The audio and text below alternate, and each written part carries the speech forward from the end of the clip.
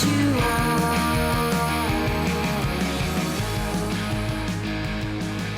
to the Cinematic Void Podcast. Cinematic Void is a cult film series that hosts screenings in the Los Angeles area, as well as virtually. I'm your host, Jim Branscombe, and joining me as always is... Hey, it's Nick Vance. You can find me at Paranoid Futures in all the places. You can find Cinematic Void on the World Wide Web at cinematicvoid.com, as well as Facebook, Twitter, Instagram, YouTube, and all major podcast platforms. What the hell's going on, Jim?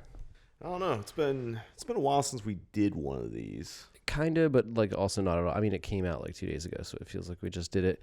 And yeah, but I don't know. Yeah, I guess that was. Well, it was like 3 weeks ago, huh? It was. We when we recorded it, we were just getting ready to do the Mom and Son March. Mm-hmm. So yeah, it sat for a little bit, and yeah. But there was a lot of things going on. You were busy. I was busy. Life, shit, whatever. So, what have you been up to as of late? Man, just nothing, dude. I got nothing. You got nothing? I really don't. I haven't been doing anything. I've been making it a point to not do anything. Whenever I'm not at work, I'm not doing anything. You just put yourself in like a chemically induced coma and just like lay there until you have to like do something. Well, it's not that dramatic. No, I mean, I'm having fun. Oh. You know, I'm just hanging out by myself, having fun. Reading and watching like halves of movies and reading like random pages in books and just not doing anything productive or getting anything done. It's just scattered as hell, but like enjoyable, you know? Sometimes you just need a piecemeal things in life, you know?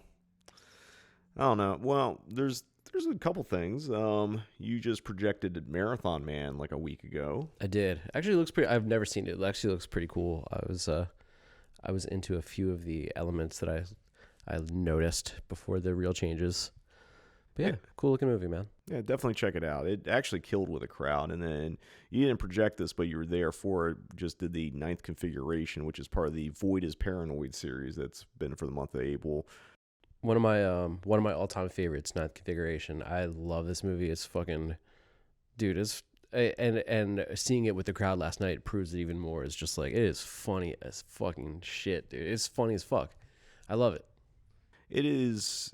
I don't know. I love it. It's a lot of things. It's not just a comedy. It's barely a comedy. It just has a lot of great one-liners. It's set up nicely. It takes you on quite a fucking journey. Oh, it does, and like just by circumstance or maybe synergy or universal, like being in sync. That was showed it on the day of the solar eclipse. Not that that's a plot point in the movie, but there's enough like outer space shit going on and weird occultism that like made sense. Oh yeah.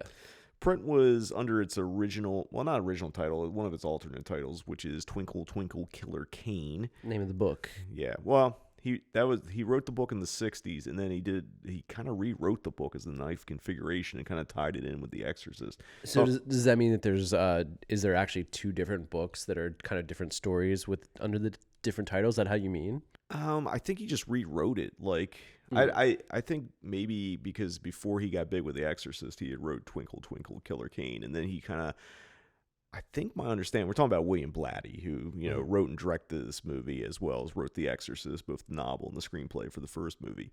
I think he just kind of like revisited it and like tied it more in with The Exorcist because the whole astronaut subplot, which takes that's in The Exorcist and carries over to the 9th configuration. Like I said last night, like you want to watch the true Exorcist trilogy. It's Exorcist, 9th configuration, and Exorcist 3. I love this theory. I mean, all three, they're the only I've certainly said that to people in the past. I think it's maybe a common thing at this point, but I stand by it. I mean, does anyone like Exorcist 2? The Heretic. There's people trying to turn around on it, but it's just like, I love John Borman, who like did Zardoz, and like, I think he's a great filmmaker. I'm not a big Exorcist fan. Yeah. Like, I like it just fine. It's a movie I'll never have to watch again, ever. Right. There's certain records that I've heard so many times, it's pretty much just like imprinted in my brain. I don't need to hear it anymore. And like, it's that kind of movie where it's just like, yeah, it's the fucking, it's The Exorcist. What do you want from me? But unlike The Exorcist, I could watch Ninth Configuration many more times in my lifetime. Yeah. I think it gets better with each watch. And like, this is the first time. Yeah, I think it was the first time I've seen this in the theater. I don't think I've seen it, but in like, you know, it was a original like 80s print, so it was faded, but like that didn't really fucking matter. Yeah. Like people just kind of locked in. People had a good time at the Ninth Configuration. Man, they really did. It was the crowd just had a great time. You could tell. Like everybody was laughing at the jokes. Everybody like got it. Yeah, they locked in, like you said, you know. And, you know, it's kind of makes it worthwhile what I'm doing. I'm just going to kind of talk about the rest of April, even though I'm not sure when this will come out. It'll probably still come out in April, thinks. Well, I hope so, because we're going to talk about some things that got to promote leading at the end of the month. I mean, it's only the 8th today. It's true. We're just telling you what date we're recording this. Maybe we'll cut that out, but it's the 8th. So, I mean, well, I think we got some time to get it out before the end of the month. Yeah, I want to get it out before I go to Salem. Cool. A couple weeks. Right I don't know if any of this is in here. We're just like fucking like we're adding notes on what we should be doing on the podcast. We're podcast. That's what we do. We're podcasting about the podcast release. There you go. You know, if you haven't seen the Ninth Configuration, definitely check it out. There was a Blu-ray that came out that I have, and then Shout Factory put out a limited edition Blu-ray where they spelt the name of the movie wrong on the spine. Yeah. Like they misspelled configuration, I think. They misspelled ninth. They just misspelled everything. It doesn't even say Ninth Configuration. It's like Nith Configuration or something like that. I forget what I don't know. Whatever. This fucking dumb bit. Anyway, the rest of April, gonna close out with Clute and 35mm for Void is Paranoid, and then the Manchurian Candidate, the OG one with, you know, Lawrence Harvey, Frank Sinatra, Angela Lansbury, fucking all-time banger Frankenheimer movie. But like going back to Ninth Configuration, because it's about a mental hospital in a fucking castle. Yeah. So I'm just gonna kind of admit something, and I'm not gonna go into too much specific detail, but you know, I'm gonna say it's like I've been going through some things. Like last year, like I was going through the process of getting divorced, and I haven't talked about it on the podcast. You know, not that. But I think because I was like ignoring, like dealing with a lot of things that come with unpacking that, like, you know, it's like, oh, I'm going to live my best life. I was not taking care of myself. And I think probably since last October or so, I've just been kind of spiraling into like a really bad depression. And it just kind of came to a head in a lot of ways. And my mental health is taking a giant shit. Right on. Like, it's kind of hard to say if I've hit bottom or anything like that, but it's just like I haven't been in a good place, and like it's just I got to the point that it can't be ignored anymore. And there's a lot of things that go on there, and it's just like I don't know, like, you know, a couple weeks ago, like I was talking to you, I was just ready to say fuck everything, and like I don't mean that in like, you know, kill myself kind of way, but just like I was ready to just kind of drop out and just like, I don't know what to do. Quit Void, quit my job, just not do shit. Yeah. And I mean, I don't know. And I guess having some time, I definitely had like some, I don't know, it's kind of hard to say if they're panic attacks or not, but like I was definitely up and down. And like I was just like my self-worth taking a shit, you know. And I've been like the last couple weeks really concentrating on pulling myself out of it. And one of the things I want to talk about, and this is about being accountable. Like, you know, life happens. It's not easy all the time, but it's like I was living life where it was just like not being grateful for things I had and not really just taking care of myself or prioritizing myself. It was just like everyone else was first and I was like dead last, and I had no fucking energy. Just like making myself just do basic things like getting out of bed or like making something to eat. Like it was just fucking, it was a mess, and it's just like it sucked. And you know, my birthday just passed, and I want to kind of shout you out because you said, you're like, hey, take no offense to this, please, or I hope you don't take any offense to this, but like I'm worried about your health because we're getting older. And you're not saying that because like I look like I'm about to drop dead. Maybe I am, and you're just being kind or whatever. But you got me a yoga mat, blocks, all that shit. And you said, like, I want to, like, I think you should try yoga. I've had people tell me this over the years, but, like, I think you getting me this shit and then, like, pointing out that Ray of the band Youth of Today, I think it goes by Ragna. Raghunath. Raghunath, thank you. I don't want to, misname him, even though I, like, know him as Ray of Today or whatever. But, Ray of Youth of Today, fucking Shelter, things like that. He's, I guess, been a long time, like, yoga instructor, right? Mm-hmm. And there's a site where I guess had a 30-day men's yoga challenge that's free. And you're like, you should do this and, like, just let me know when you're doing it and, like, I'll do it with you. Not at the same time, but just, like, kind of follow along. And today was day 11. I've done this 11 days in a row now. Hell yeah, man. That's sick. Congrats. And I can barely do anything 11 days in a row. I mean, I've basically just added it as a form of discipline of just getting up every morning, and that's literally the first thing I do, even if I don't want to do it. Because I know if I push it off, I wait, I'm like, I'll just do it later today. I'm not going to fucking do it. Yeah. And honestly, I think it's been making the difference, like, mental health-wise. Cool, man. Like, the way Ray, like, teaches it, like, he talks a lot, and sometimes, like, am I supposed to be holding this pose because, like, my leg's about to fucking fall off at this point? I think you are, by the way. Oh, yeah, it's brutal sometimes when it's like, all right, dog, let's move along. Let's move along here. I can feel my, like, calf just splitting or no. I mean, it hasn't been that bad, but it's definitely pushed me, and, like, I've been surprised by the things I can do. Cool. I've also been like, holy shit. Sometimes you get surprised by the things you can't do. Oh, yeah. It's like, oh, fuck, I am getting old. I am not that strong anymore. I mean, what the fuck? When he starts doing handstands, I'm like, dog, yeah, I ain't nowhere near that. But the beauty of it definitely is, like, next month just start over from day one, and by the time you do that a couple times, man, you'll be fucking doing handstands like crazy. I'm not that great at being consistent with it, but I do it pretty regularly. Mm-hmm. But yeah, man, doing it every single day like that, dude, yeah, I think you're gonna see results quick, and I'm trying my best to keep up with you now. Yeah. So when I have a day off and I see you do your post, I'm like, oh fuck, it makes me feel bad. I'm like, I need to jump on that today. Maybe I'll do 2 today.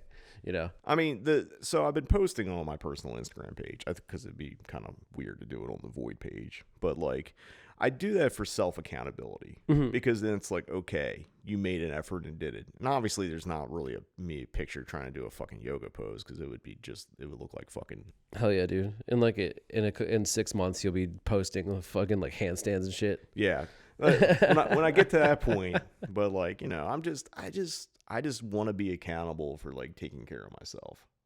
Yeah. In a way that I probably have not done in a very, very long time.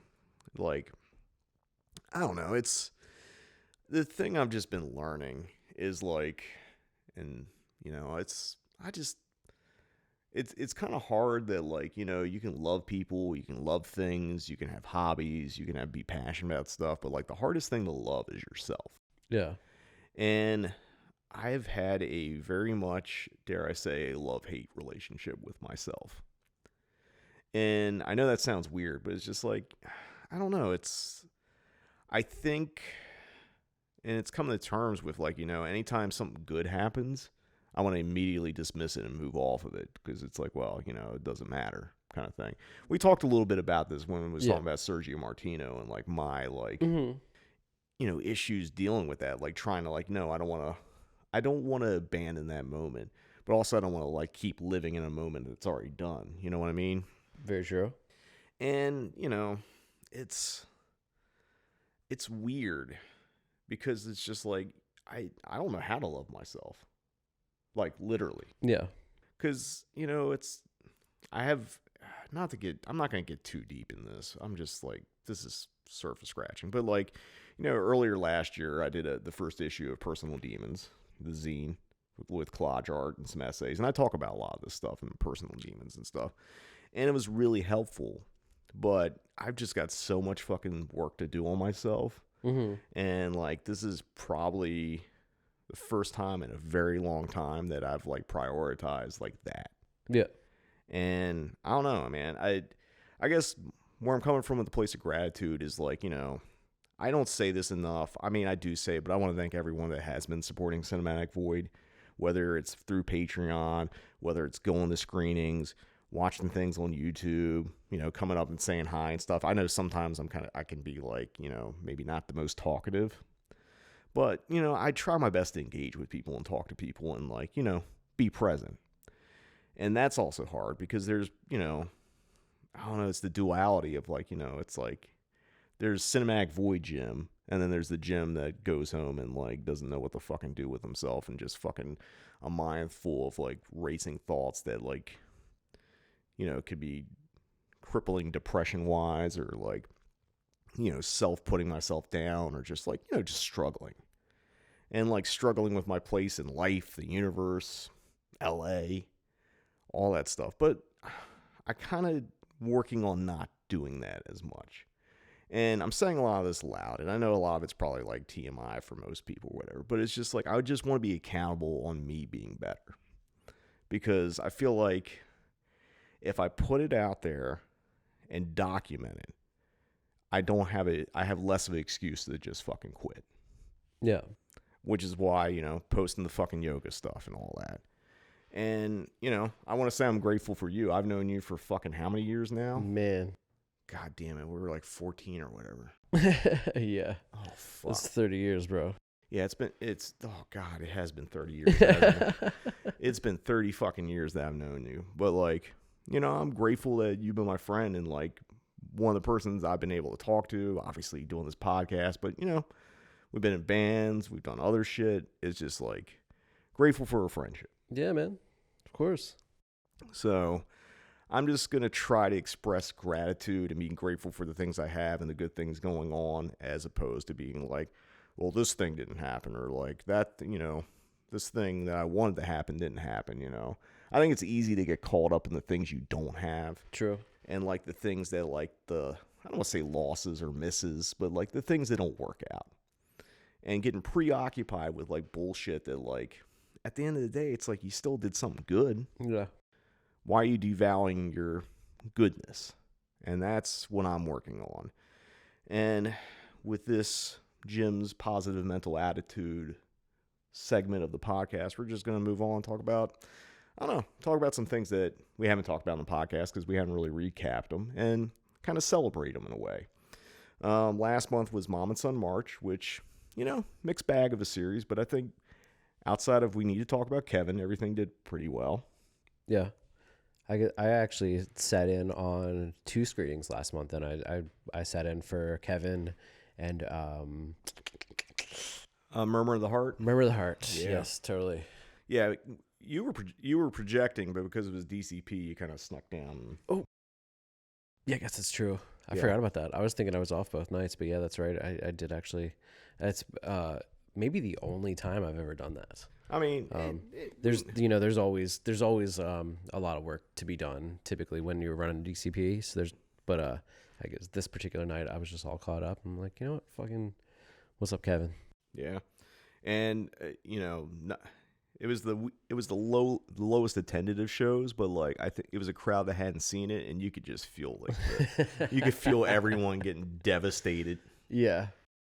And then did it all again with Murmur of the Heart. Not that Murmur of the Heart's a depressing movie, but like I think the haunting thing of the incest plot point got to a lot of people. So like when the movie ends, it's like it's weirdly triumphant. Yeah. And feel good, but people weren't actually like feeling that way when they left. And you weren't there for the other, but did Alice Doesn't Live Here Anymore and like Sold That Out, that fucking killed. That was great to watch with the audience. Yeah. That was a lot of fun. Is that a sad one? No, it's upbeat. Okay. It was the one I wanted to start the series with, but we had to move it around because there were some other bookings of that movie. Yeah. So I had to flip. And also, I was asked, like, can we start with we need to talk about Kevin because of the subject matter? And I'm like, sure, even though I knew that was kind of a death sentence for Kevin. Yeah. And then I wasn't there for it, but it closed out with The Shining, perfect mom and son movie. Cool. And then just kind of rolled on to, Void is Paranoid for April, which we already talked about. did a really cool screening at the beginning of March. We talked about it on the podcast, but we never talked about it afterwards, which was the Vice Squad screening. Right on. With Wings Hauser and Gary Swanson. And, Vice Squad killed in the Egyptian Theater. Wasn't sold out, but it was damn very much fully packed. I wasn't there, so I still don't have to acknowledge that Wings Hauser is an actual person. Well, he was there. I don't believe that's a human. I mean, there's people that do believe in him who probably don't think he's human. Oh, fair. So there you go. But like Q&A was a little wild, and but I'm glad it did it. And it was like it's kind of the best way to do Vice Squad right on Hollywood Boulevard. Also went down to Frida and did some more LA movies. I did Angel and Freeway. Not the biggest attended, but like people love both movies. So, yeah. Like at the end of the day, if people leave the movies and like, wow, I'm glad I got to see this, and now I'm going to tell other people I saw this, then I did my job. Totally. Sometimes it's not about like the attendance, but it's about getting people in the movies, which also leads into this weird thing that happened to me on TikTok. Speaking of social media, on the Void YouTube channel, which I'll come back to in a little bit here. I did a top 10 LA sleaze movies, kind of help promote the Vice Squad and Angel screenings and stuff like that. And I thought it'd be a good tie-in. Also harkens back to when I did Hollywood 90028 and things like that. So usually what I do with these YouTube videos is like I usually break them down in smaller clips and then post them on Instagram and TikTok and Twitter and stuff like that, especially if it's a top 10 list. So the top 2 for my LA sleaze list were Vice Squad and Angel. And I post Vice Squad on TikTok, and it takes off and does really well. And I'm like, that's weird. But this is post the screening? Yeah, it's post the screening. Mm-hmm. Like, actually, I think when I posted Vice Squad, it might have been right before the screening. Gotcha. And then I posted Angel, because I had Angel at number 1. It was a toss-up between which one was 1 or 2 for Vice Squad and Angel. I just went with Angel number 1 because that's what my gut was telling me. I post it, and I come back, and it's got like 30,000 views on TikTok. And I'm like, the fuck is going on here? Huh. And it just kept going. It was like a whole day. And I think by the end of that day, it was like over 50,000, almost 70,000. And right now, it's sitting at like over 138,000. It's really strange, man. I don't get it, and like I don't understand it because like why that? And there's people like, oh, I'm gonna go check this out. It's on Tubi. There aren't 100,000 people in the world that have seen Angel. I mean, in the last 40 years. That's true. I mean, it did well at the box office, but like, yeah, it's kind of hard to gauge that, Right. I mean, I guess just really what I'm suggesting is just that like all those eyes on it can't be because that's just like a subject of interest for them. Yeah, I don't know what it is. I mean, I don't know. It's the fucking algorithm or something, man. You know what I mean? Because it just puts it in their feed, right? Like the numbers come, like they didn't seek it out. It just puts it in someone's feed because it appeals to their algorithm. Am I wrong there? I'm not actually on. I've actually never used TikTok. Like I actually don't know. I've had it for a while and I've sporadically used it because I don't really fully get it. Yeah. But I was like, it's just another place where I post videos, and like, if I can get a couple extra people to go to the YouTube channel and check out the full video, that's cool. Nice. That's kind of my principle behind it. But like, that's great. And there's a lot of people who's like, oh, I want to check this out, or like, oh, I remember seeing this when I was really young and I shouldn't have seen it. And I guess it's a combination, like a certain people saw it, liked it, or shared it, and then just put it in other people's feeds and stuff like that. Cool. And because of that, like that was 138, maybe going towards 140,000 at this point. Wild. And then Vice Squad jumped up, and it's over like 50,000. Mm-hmm. And then some of the other ones on the list, like Hardcore's like over 10,000. Savage Streets was over 10,000. Mm-hmm. So it was just that list because I did the zombie list, top 10 zombie list, and didn't get as much traction. Didn't get as much or didn't do anything? A couple of them, like, one got like 10,000, a couple got like in the couple thousand or whatever, okay. but not like, 100K or whatever. And I don't know. I was just like, I don't understand algorithm. And like the thing on TikTok is there's a lot of people like, cool, I want to check this out. Where can I watch it? Then you get other people trying to argue shit on there. Yeah, you just can't even pay attention to the comments, man. Fuck that. Just just delete them. Yeah, I'm assuming, especially when you delete them. Why? Well, That's engagement bait. It's not. It's just I block them and then deletes them. But I don't know. Not to get into this, but yeah. Why? I mean, at that point, if 100,000 people have looked at your video, it doesn't belong to you anymore. That's true. Why do you care what they're saying in the comments? It's theirs now, dude. That's kind of what I mean. Well, when it's specific stuff directed at me. Oh, okay. No, I mean that's maybe different. Yeah, for sure. If it's just people arguing in the comments, I'm like, yo, no. If people are arguing amongst themselves in the comments, I don't care. But if it's something directly talking shit on me, you don't know what. Someone said I didn't. You don't know what you're talking about. Someone said I don't know what you're talking about, and you've never seen this movie. You should let people like that ride because they're just fucking absurd. That's amazing. It's just some fucking dumb son of a bitch. But the thing is, my temperament is just and you probably won't agree with this. It's if you're gonna go and be an asshole, yeah, or try to bait me and get an argument, I'm just gonna block you because I don't need the grief. Sure. It's you're gonna be a troll. You don't exist. I mean, it's literally the only reason that's what the internet's for. Yeah, but I don't know. This is part of my this is part of my mental health. Yeah, for sure. No, I mean, what you should do is if someone if someone is acting like that towards you, you should go to someone else's page and start talking shit. Yeah, but that's not me. I'm not you, dude. I wouldn't do that either. I'm just trying to get you to do it. Thanks, friend. Yeah, sure. Glad you have my best interest at heart here, you motherfucker. I don't want to say I want to do it. That's not fun. But so anyway, the biggest takeaway is that I thought there was going to be a really big crowd at the Frida because people are like, "Oh, I live near the Frida, or I can go there. I'm going to go to the screening." I actually think a couple people went. TikTok. Yeah, from TikTok. Cool, man. Not 100,000 people, obviously, but hell yeah, dude. But they show up and they're like, "You've never seen this movie." It's excuse me, sir. Why are you introducing this movie that you haven't seen? It's dog. I mean, I've definitely introduced movies I haven't seen, but it's a little different. Yeah, I mean, I fucking programmed it before. Yeah, for sure. I did on the Cinematis movie. I fucking stuck it in the Sunshine. Yeah, the Sunshine and Noir fucking 80s horror marathon with the LA Phil. It was just so absurd, and it's just I don't even feel like engaging with this. Fuck. Yeah.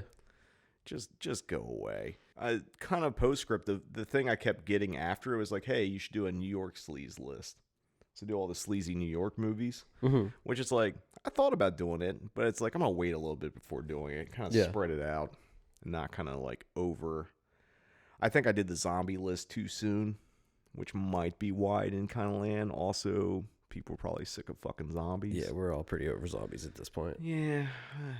I mean, it's a good list, but yeah, people don't want to deal with zombies. And I mean, the list was unhinged because I left out things like Reanimator and what else? Dead Alive, and definitely put Flesh Eater and fucking Burial Ground on there. Yeah.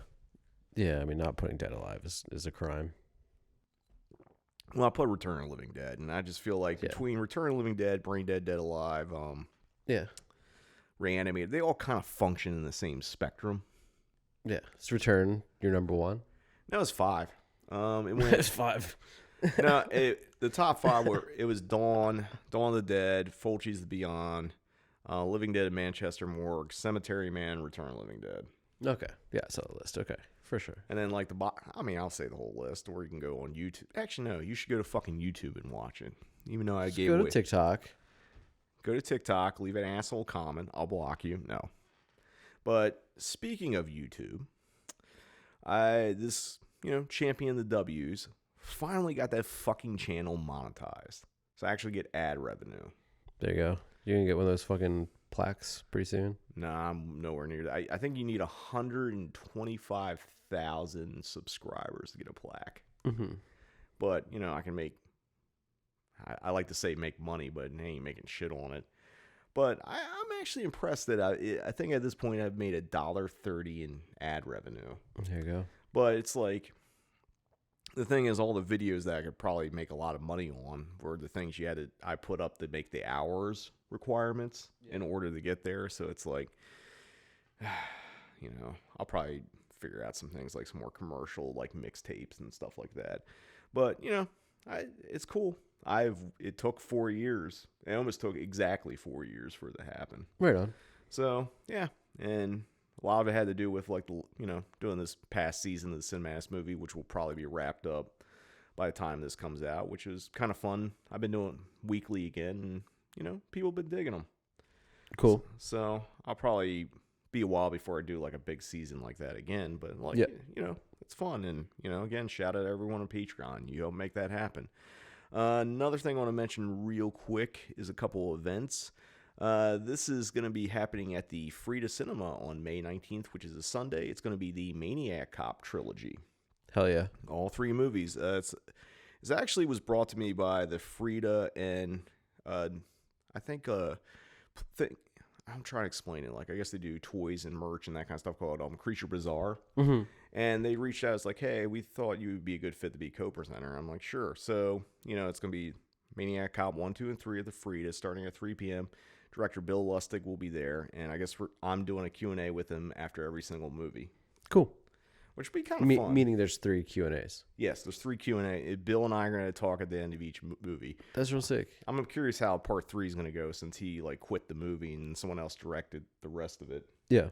Like, you know the story about MANIAC COP 3? I actually don't.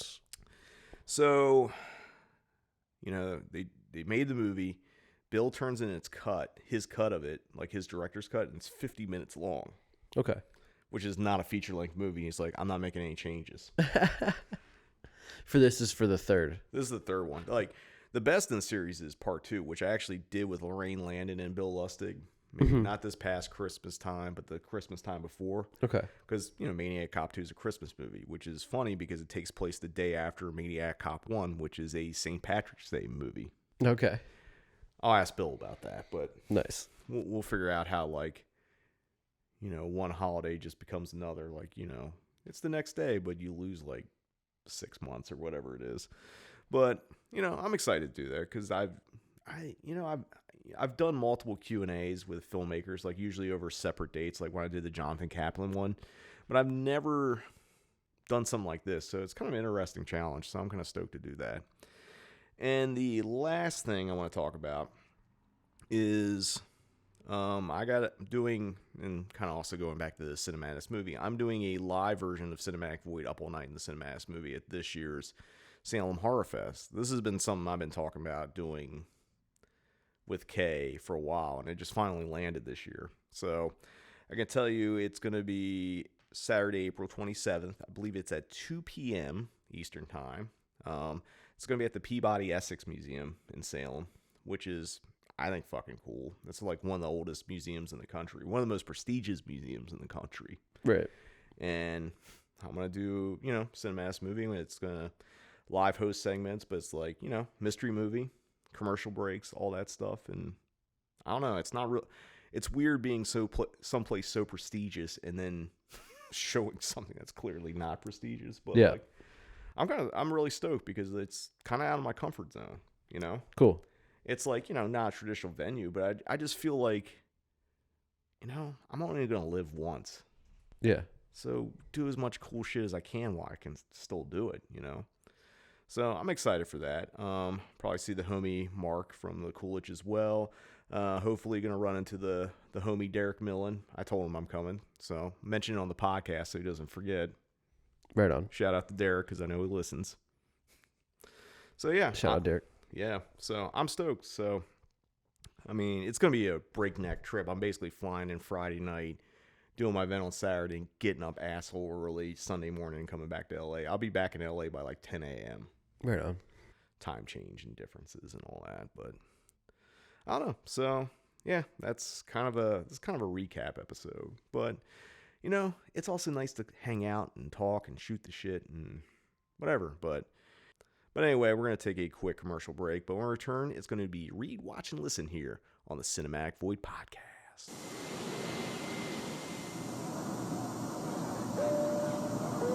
Still awake? Huh? Must be a good book. It's fascinating. Really makes you wonder. Ben Randall, referring to Time Life's provocative series, Mysteries of the Unknown. Mystic places.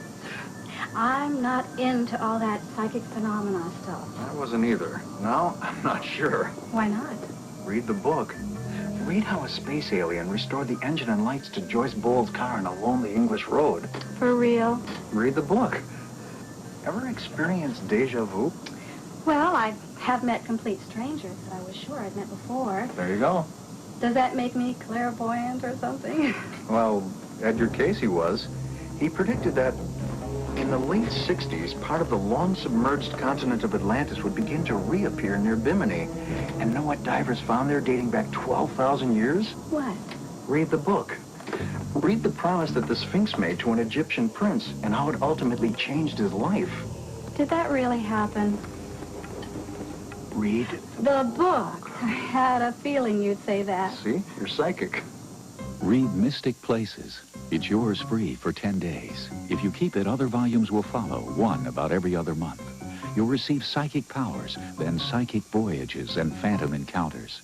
Each volume written by authorities who present all the possibilities. Then you decide. Can I get you anything? I'll bet you'd like a cup of coffee. Yeah, how about you? Me? Sure.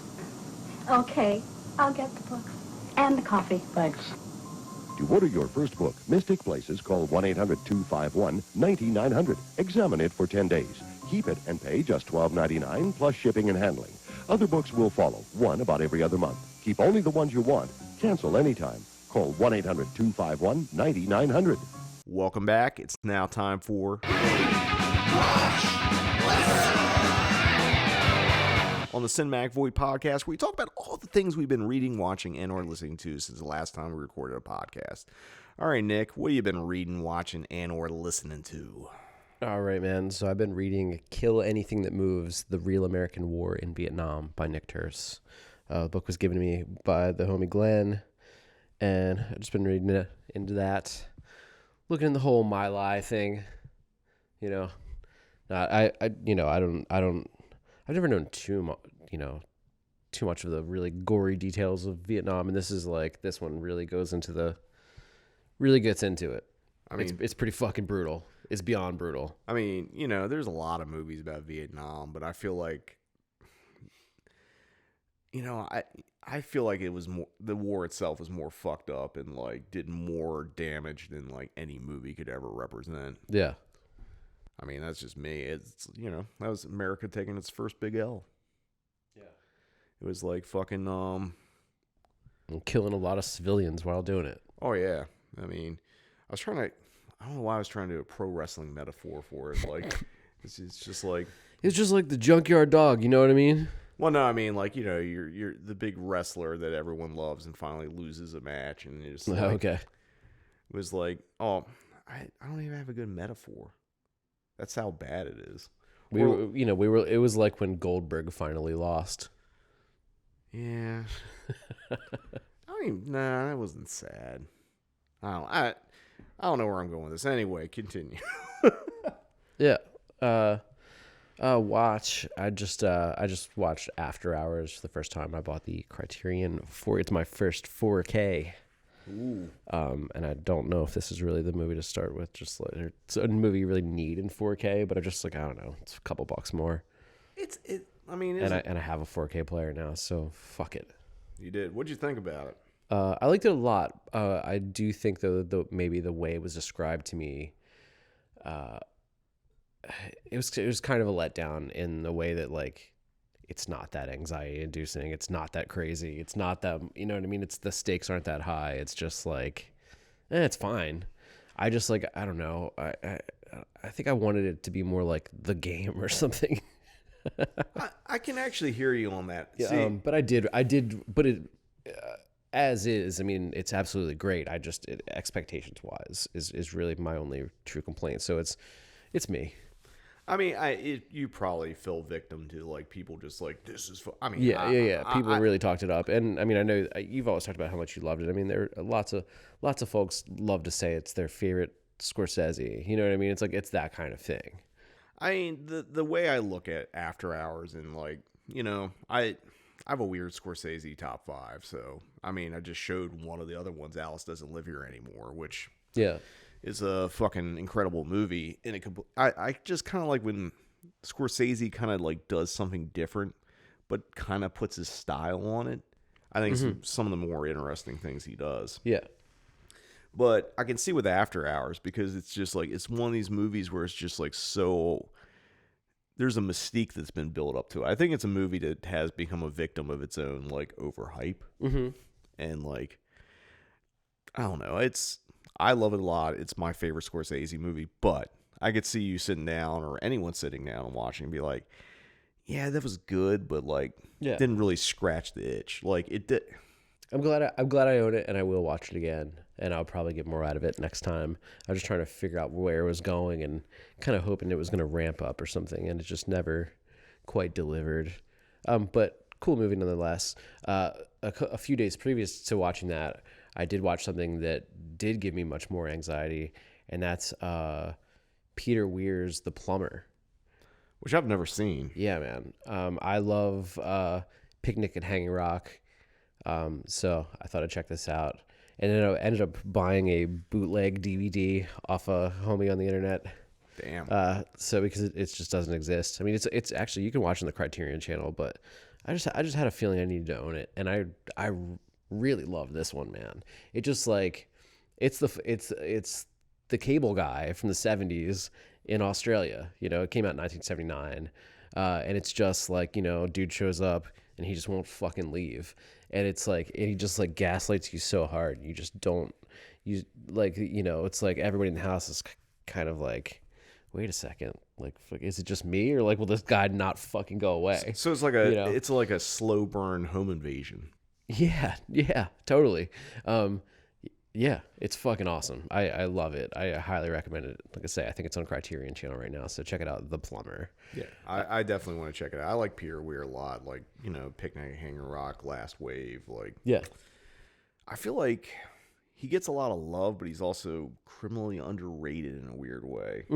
I don't know how that works. I mean, it might be where the art house like metrics are right now, where like, you know, people will come out for Picnic at Hanging Rock, but like anything else is just kind of like, you know. Yeah. It's, you know, I'll use the Adam Rifkin metaphor. It's like Detroit Rock City, people will come out of the woodwork. And I don't think that movie's bad. I actually like it, but I think The Chase is infinitely better. And then just like, you know, different ones from different directors, you know. Totally. So, but no, I definitely want to check this out. And then I've just been burning through a bunch of like docuseries lately for some reason. I watched that Love Has Won, The Cult of Mother God documentary. I think it's on Netflix or something, but it's a cool, weird one about, you know, a cult. And then that Quiet on the Set, Dark Side of Kids TV, Nickelodeon documentary. And also just watched The Clown and the Candyman about John Wayne Gacy and the candy killer from Houston, I think he was. So yeah, that's what I've been watching. And then listening, let's see, not a lot, man. I've been listening to that new Schoolboy Q a bit. I like it a lot. I don't know if he's really your style. He's not a rapper, you know. It's kind of experimental R&B. Like, I've listened to it. I just haven't, like, it hasn't been what I've been in the mood for. And it's not to say I think it's bad or anything. It's just like, I need to listen to it when I'm like, want to be in that bag. You know what I mean? Totally. I've been listening to a ton of fucking Jackson 5 and early Michael Jackson. Just really been getting down with that shit lately. Those guys could sing their fucking ass off. And then, I don't know, man. Not a whole lot else. Just a lot of like old soul and stuff like that. Yeah, I haven't been listening to a lot of music. I've been on a podcast kick lately, audiobooks, stuff like that. Fair enough. You know, but throwing it over to you there. For read, I've had this book for a while. Leslie got this for me, I think my birthday last year, and I've kind of like casually looked through it, but like I've been making more of a like real effort to read it, especially with all the mental health shit I've been dealing on and like the self-help in the self work I've been doing. Yeah. It's a book called New Codependency by Melody Beadle. Yeah, it's just giving you a perspective on like, you know, things and habits you do and how like they can create, you know, self-destructive behavior or allow you to like kind of get walked all over or like, you know, Right. codependence. You can be codependent in like a million different ways. And it's just Totally. like, and the way you're codependent can be different than how someone else is codependent. So this has been really helpful. I've also been journaling a lot. Not that it has to do with reading, but like it was something I had been doing, but now I've been doing it daily again. And it's been really helpful getting the bullshit out of my brain. Right on. So, watch. The only thing I've been really making an effort to watch is the new Dark Side of the Ring. Hell yeah. If it's a sad story about a pro wrestler, Yeah. I'm all about it. So, Did you see Iron Claw? I've not seen Iron Claw yet. I do. Me either, man. We should watch Iron Claw. Yeah, totally. It's like because you know, you and I, when we grew up as kids, like knew who the Von Erichs were. Like, obviously they got a little more famous when Kerry Von Erich went to the WWF, like back in the day. But like that's a whole tragedy. And like I've heard a lot of good things about it. Well, let's just pick a day. We'll watch Iron Claw. Maybe we'll do a podcast on it for the fuck of it. Tight. So, but yeah, that's definitely on the watch list. Listen, bunch of different things. Witch Vomit, death metal band, put out a new record called Funeral Sanctum. They're sick. Yeah, most of their albums have been like extended EPs. This one's the first like album. Okay. So I've dug it a lot. Ransom and Harry Fraud, Ransom rapper, we've talked about on this podcast multiple times. And Harry Fraud is a producer. He's done stuff with Benny the Butcher and blanking on who else he's done with a ton of people. They did a collaborative album called Lavish Misery, which is honestly probably the best thing Rancid's done in a while. Okay. Did I say Rancid or Ransom? I think it was Rancid this last time. Yeah, I meant Ransom. Sorry, I don't. Yeah, Ransom did those like director's cut records, right? Where he like had the Nicholas Craven stuff. Yeah. Yeah, totally. So it's all like kind of horror themed. So that's a cool entry, kind of an entry point for movie folks. Yeah. If you want to check that out. I like those records, but there's something about this one that just works really, really well. Cool. And I feel like there was an oversaturation of a lot of these like hip hop dudes, especially like the guys that were like, you know, the second coming of boom bap. Yeah. Like I feel like they've kind of got out of their like, all right, we're gonna try to hit some mainstream success, and just kind of get back into like, you know what, I'm just gonna do what we do best. Yeah. Like there was I think on the last podcast that we recorded, I was talking about a Conway the Machine song with Joey Badass that was really good or whatever. Cool. So you know, there's some good hip hop stuff coming out. Been listening to the two songs off that forthcoming One Step Closer record. The new one, I think it's called Giants Despair.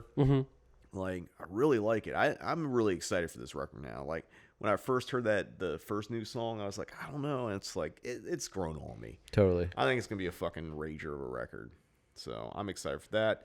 I want to give a shout out to the homie Kellen. He just put out his musical project. Not the full EP, just a couple singles. I think the EP is coming out later this week, or probably be out by the time this podcast comes out.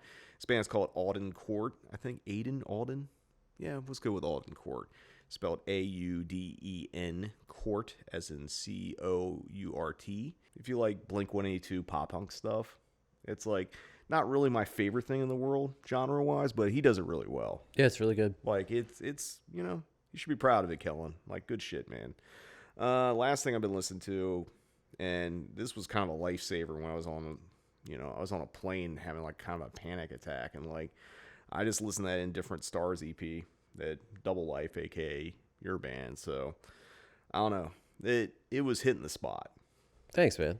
Like, music can be therapy, and it's just like there's something just so goddamn like there's an urgency and like it's just how you sing it and the lyrics and all that. It was just like it was really hitting the way like I needed something to hit in like that moment. So I don't know. Very cool to hear. Yeah. So I mean, if you guys haven't listened to it, I know we've plugged this before on the podcast several times, but like, you know, I stand up by it, and like, by the way, you got some sick shirts now. Oh yeah, shirts and tapes are in, and we're mailing out the ones that have been ordered, of course. Where can they get that shit at? I think it's doublelifelA.bandcamp.com. Sick. All right, so definitely grab a tape, grab a shirt, or /Bandcamp. I don't know how to. What I mean, You'll get it. Just Double Life on Bandcamp. You'll find us. You'll find it. It's, it's called Indifferent Stars is the EP. Definitely check that shit.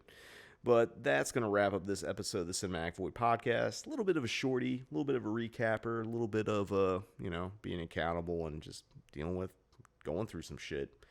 And as always, thanks, Nick, for doing this podcast with me, because I don't know how the fuck I ever plan on doing a podcast where it's just going to be me talking for Dude, I'd just sit here and have to listen to you. I would just record them. Yeah, it's just you just talking.